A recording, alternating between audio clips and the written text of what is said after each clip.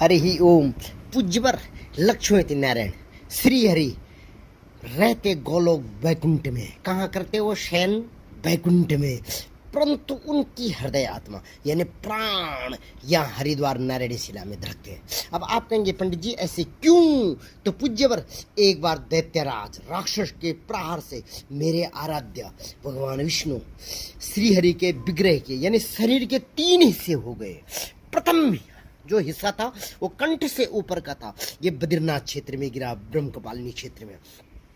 और जो छाती हृदय आत्मा होता है ये आकाश मार्ग से यहाँ गिरा है नारायणी शिला में। तो जो नाभि से नीचे का हिस्सा था, नाभि पर्यंत नीचे का, ये गया जी बिहार में गिरा।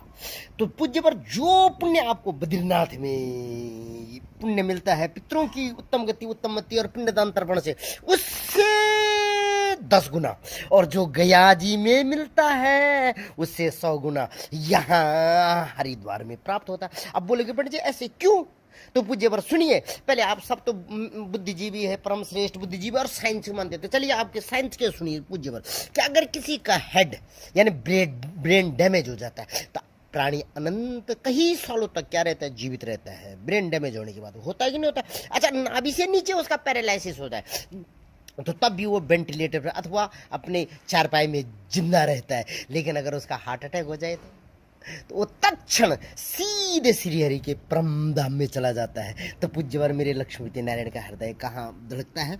यहाँ धड़कता है। और दूसरा पूज्यवर सुनिए, पितरों की उत्तम गति उत्तम मति और उत्तम लोक की कामना के लिए इस सप्तद्वीप नवखंड त्रिभुवन में अनेकानेक पुरिया है। उनमें से सप्तमोक्ष पुरिया है उत्तम। अयोध्या वो ये इस तरीके से पूज्य, अयोध्या मथुरा माया काशी कांची अवंतिका पुरी द्वारावती चैव सप्तताक मोक्षदायिका, यानी ये सप्तमोक्षपुरिया किसके लिए है?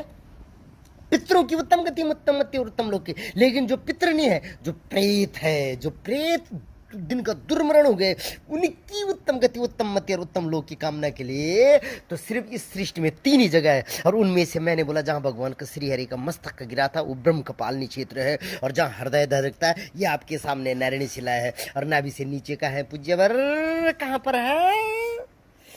गया जी में। तो सुनिए पूज्यवर, शास्त्र दूसरा क्या बोलता है? देखिए इन सप्तमोक्षपुरियों को कहीं भी नाम ऐसे नहीं लिखा गया है कि गंगा मतलब सप्तमोक्षपुरिया तव दर्शनार्थ मुक्ति, नहीं। क्या लिखा है? लेकिन हरिद्वार के लिए कह रहे, गंगा के लिए कि गंगा तव दर्शनार्थ भी नहीं, सिर्फ स्मरणार्थ अवश्य में मुक्ति, यानी जो गंगा बोल देता है, स्मरण कर दिया, उसको परम अवश्य में मुक्ति मिल जाती है, यानी परम धाम मिल जाता है।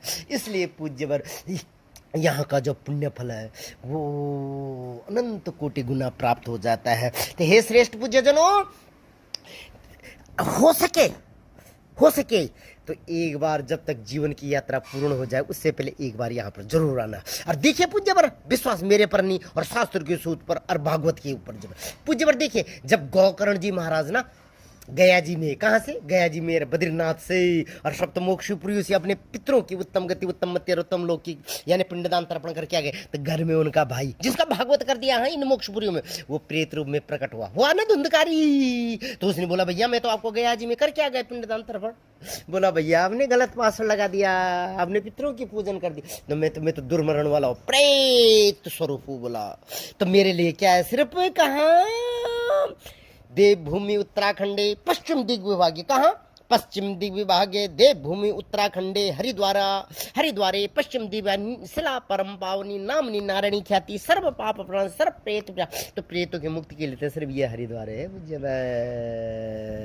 तो पूज्यवर कहीं ये गलती आपसे भी तो नहीं हो रही? आप भागवत कराते कराते और पूजा नारायण बलि कराते कराते परेशान हो गए और तब भी आपका पितृ दोष नहीं जा रहा अथवा पितृ श्रापित दोष नहीं जा रहा, तो कहीं आपसे भी कोई गलती तो नहीं हो रही? अगर गलती हो रही तो एक बार पूज्यवर यहाँ पर जरूर आना। और अगर कुछ इस दासानुदास दासी पुत्र से मार्गदर्शन चाहिए तो जरूर कमेंट में लिखना, मैं आपका जरूर मार्गदर्शन करूंगा। इन्हीं मंगल कामनाओं के साथ एक बार जयकारा